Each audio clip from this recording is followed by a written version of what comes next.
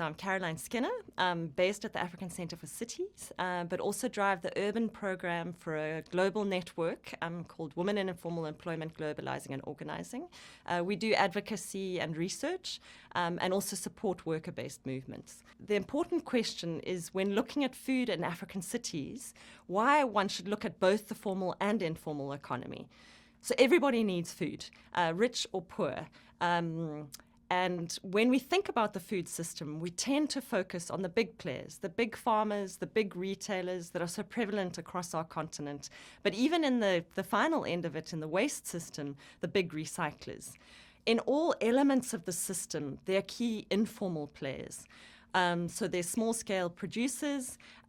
There's a big element of retail that is informal. So think of all your house shops, what we call spaza shops in some parts of Africa, all the market and street vendors. Think of the beautiful, vibrant markets across West Africa, where a lot of the food is distributed.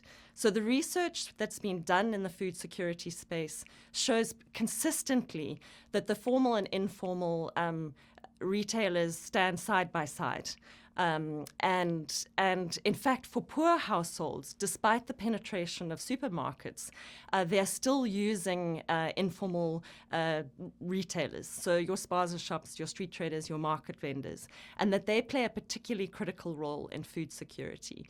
So if we look at cities, they need to acknowledge the role of both of these players in the food system and work ways that incorporate and protect both groups. Another element of the food system is waste. So food does produce organic waste, but all the packaging. And there's a critical element of the informal economy in that part of the system too. And cities have a choice to have a people-centered approach where they incorporate informal workers in the food system, or to go a route of focusing on the big players.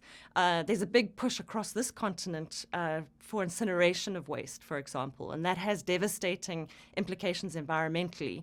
And there's lovely models across the globe of rather incorporating waste pickers in that final element of the waste system, or the food system in waste. So there's some interesting options for cities to have a more inclusive approach.